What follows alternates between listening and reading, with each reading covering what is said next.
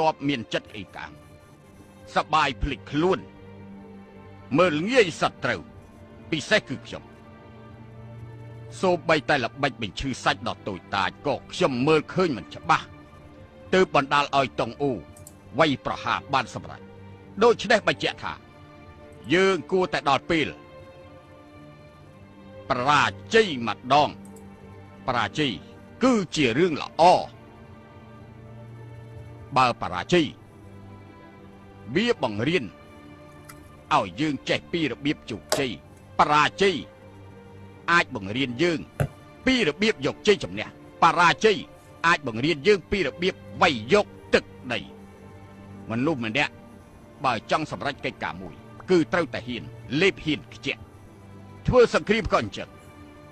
បើយើងអាចឈ្នះក៏ត្រូវហ៊ានចាញ់ដែរថ្មីត្បិតតែយើងរងគ្រោះយ៉ាងខ្លាំងនៅឆើពី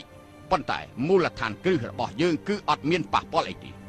ទឹកដីនៅក្នុងនគរយើងត្រូវតែក្តាប់បានឈីងជៅអ៊ីងជៅពីងជៅជីជៅក្រុងរបស់យើងកម្លាំងទ័ពយើងប្រជារាស្ត្រនិងពន្ធអាករគឺ